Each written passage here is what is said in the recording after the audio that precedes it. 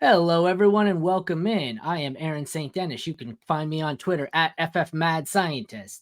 This is the Mad Science Lab podcast brought to you by the combination of the Fantasy Football Universe and the Fantasy Football Advice Network. I am back today with my 2024 Dynasty Risers and Fallers series, and my guest today is Sam Waldorf. Sam, how's it going, man? It's good. It's good. I got my coffee here, and I'm excited to talk one of my favorite players today. So it's going to be a fun little show. I looked at your two players. You definitely got deep into the weeds on these ones. You did not take low-hanging fruit. And I think I'm on, depending on, okay, a lot of people have taken this differently for risers and fallers. Some read it as the people they think are going to rise the most and that they're the highest on, and others read it as people that are sell highs because they've risen. So I think I'm going to be on board with you, but it depends on whether you've taken path A or path B. It's always fun to see. I just let the guests determine. It's like with the sleeper breakout bust. Everyone interprets it a little differently, so I let the guests determine how they interpreted it. So we will get into it. Actually, before we do, you want to take a second here to tell everyone where they can find you and your work? Yeah, for sure. So best place to find my work is just going to be on my YouTube channel, Sam Waldorf. Name is right below. I also do some collaboration stuff with Dynasty Pros. Did a little Flex Friday video all 18 weeks last year. That was a blast. So those are the two best places to find the stuff I'm working on. I did some videos Friday nights all last year too, and it was on this network that I just joined, and there was one guy who just absolutely talked chaos the whole time, and I found it was a nice excuse to start drinking Friday night. We'd be 5 minutes into the show and crap, beer. It's beer time. I can't talk this anymore. We're good. Oh yeah, my buddy that I did the Flex Friday show with, he's like a TV show worker, so he was in a new hotel room every week because he's always traveling for work, and he had a new drink and a new hotel background every time we did the show. So that was fun. That sounds awesome. All right, let's get into it. We'll start with your riser. That's New Orleans receiver Rashid Shaheed. I love this guy. I'm a Saints fan. He's played 2 seasons. He was wide receiver 73 and 44 last year. 46 catches on 75 targets, 719 yards, and 5 touchdowns. Everyone who's watched this show knows I'm not fond of keep, trade, cut, but at this time of year, I'd like to see what the general public, thinks of them. They have them very similar to Fantasy Pros. Wide receiver 63, 149th overall. Fantasy Pros has him as wide receiver 60, 157 overall. Excuse me.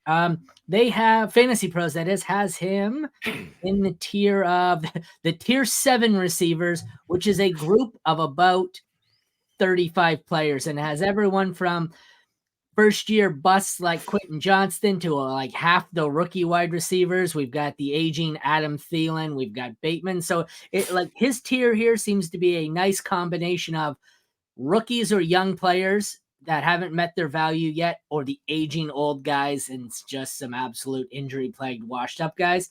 Wide receiver 60 range, 150th overall. Where do you see Shaheed overall? For sure. So yeah, just to start off, I definitely did take this as a guy who I see could rise next season. So that's how I write it, but some people interpret it differently. So yeah, 100%. I liked the idea of picking some guys a little lower on the list. I saw a lot of higher names. So I figured I would kind of, go at some guys in that wide receiver 50, 60 range where there is a lot of value to be had.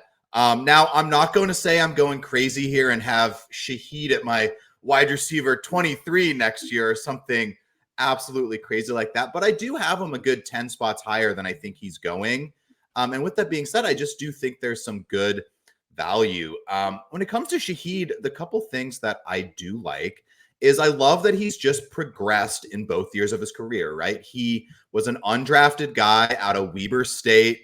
That is an FCS school, not an FBS for those a little more into the college football game. So I think even just coming to the NFL level, he was undrafted. He wasn't a guy that was really touted to do much, but his speed and athleticism is basically just unmatched. He was the Pro Bowl returner for the NFC. He's one of those guys that can break a play anytime he touches the ball. And I think what I like about Shaheed is, he was wide receiver 42, which it's not great, but when you are playing with deep dynasty rosters, wide receiver 42 is potentially someone that you are starting on a week-to-week basis if you're playing in one of those 3 or 4 flex kind of leagues.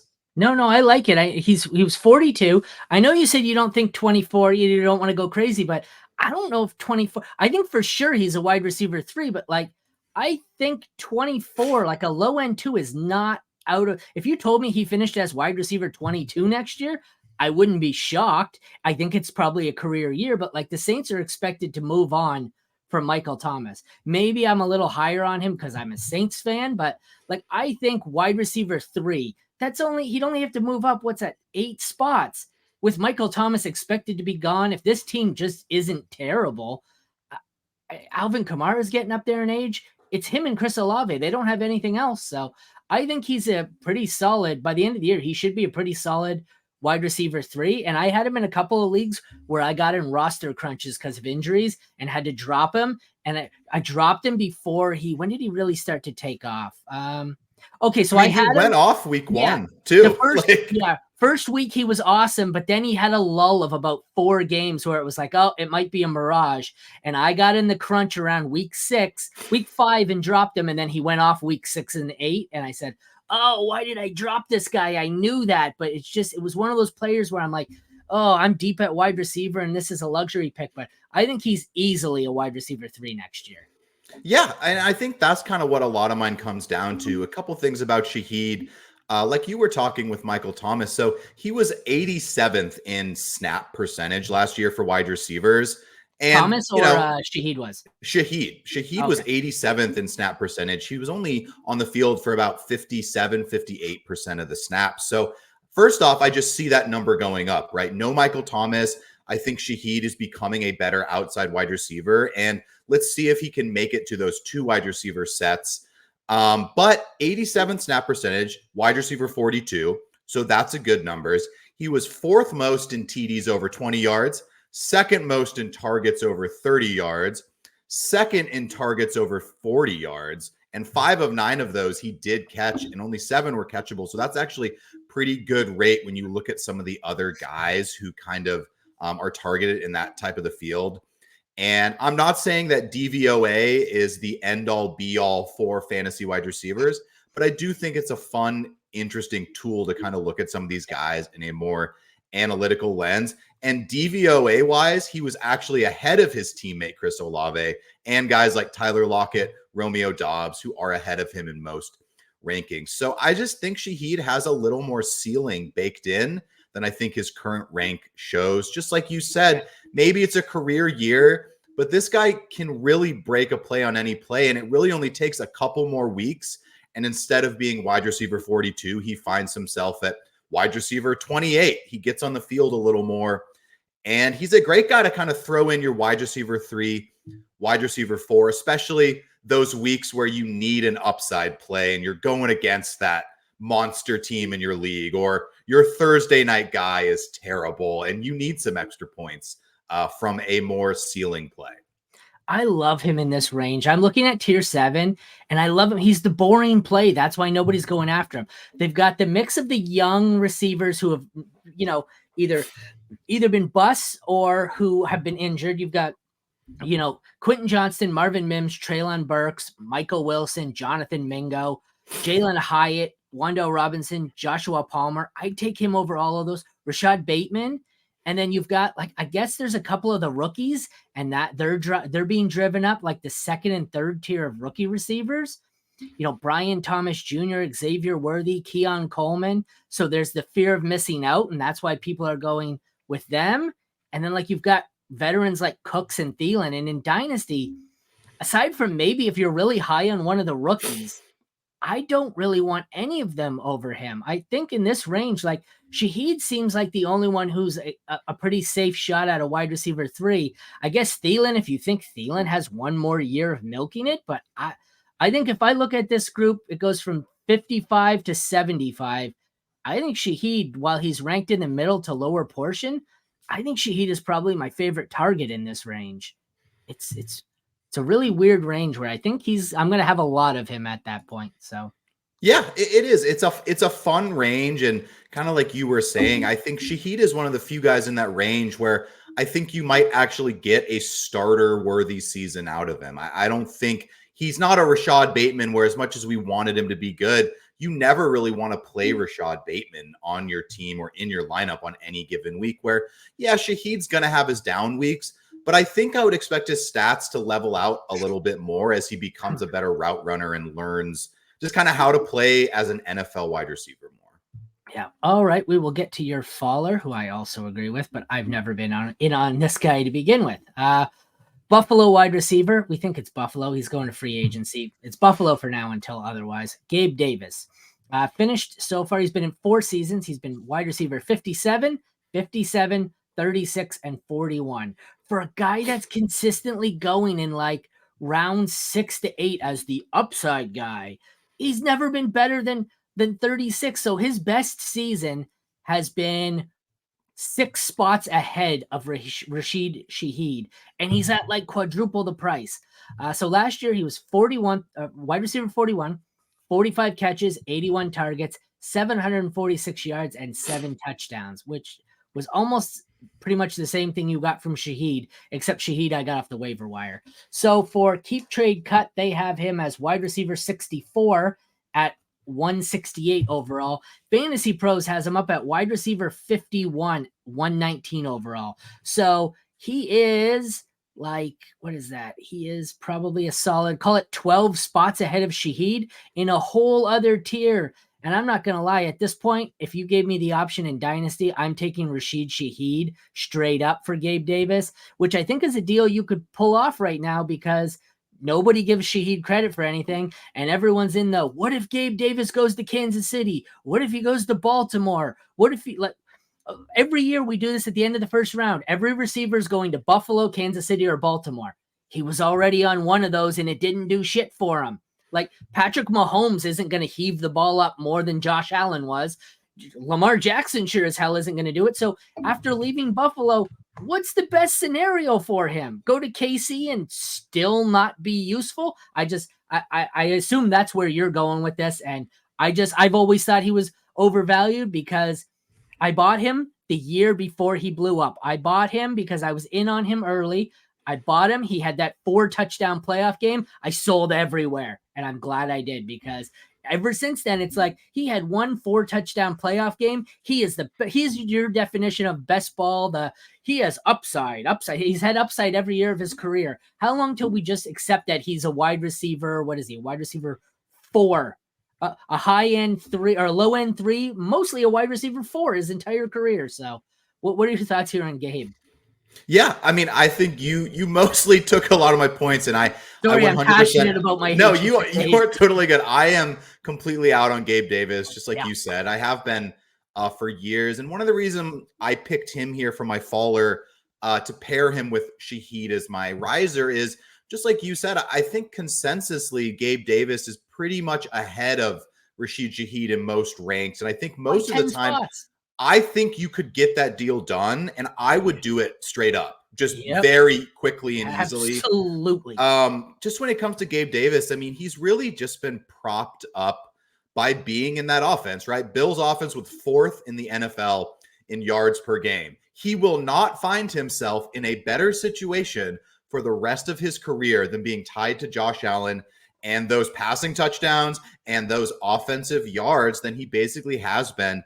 I mean, every year but one of his career, he's had 7 touchdowns. He had 6 touchdowns the other year. And his stats have basically just been propped up by that. And even then, the point to where his stats have been propped up isn't even something that I'm really interested in being a part of, right? He's just a worse version of Rashid Shaheed. At least Shaheed was getting you 5, 6, 7 points on his down weeks. Gabe Davis gets you literally 0 points some weeks.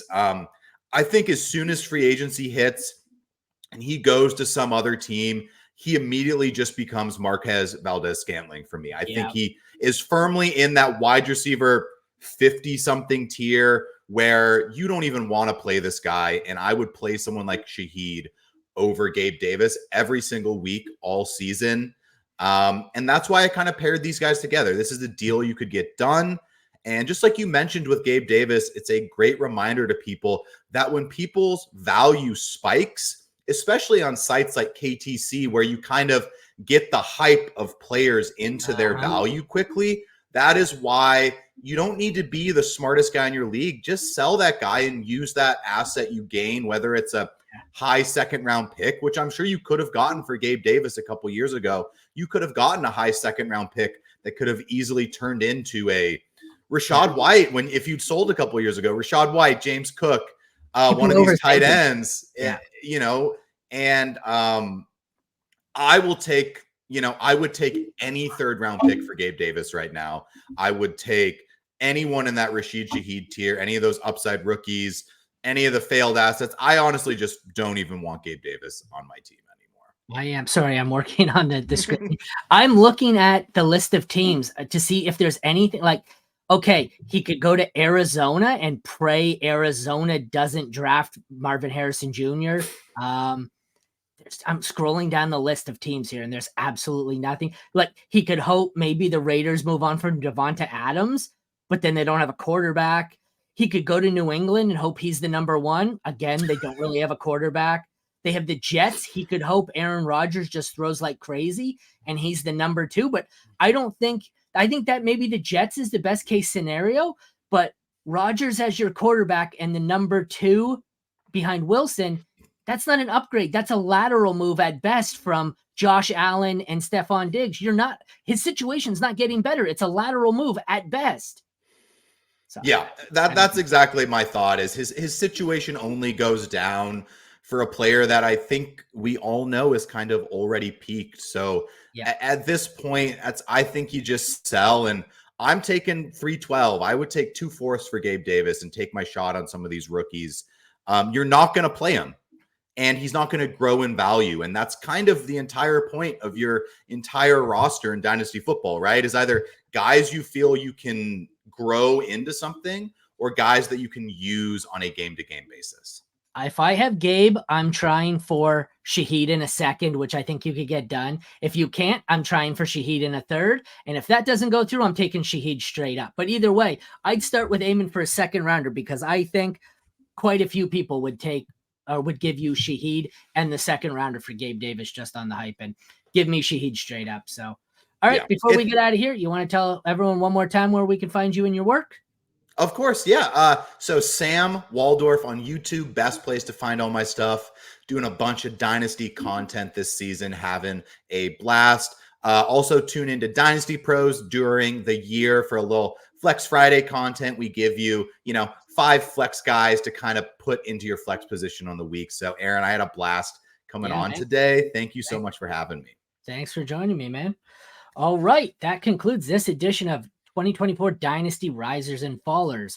Thank you for tuning into the Mad Science Lab podcast, brought to you by the combination of the Fantasy Football Universe and the Fantasy Football Advice Network. Check back tomorrow for the next edition in our series of Risers and Fallers. Thank you all for tuning in, and thank you again, Sam, for joining me. Take care, everyone, and we'll see you tomorrow.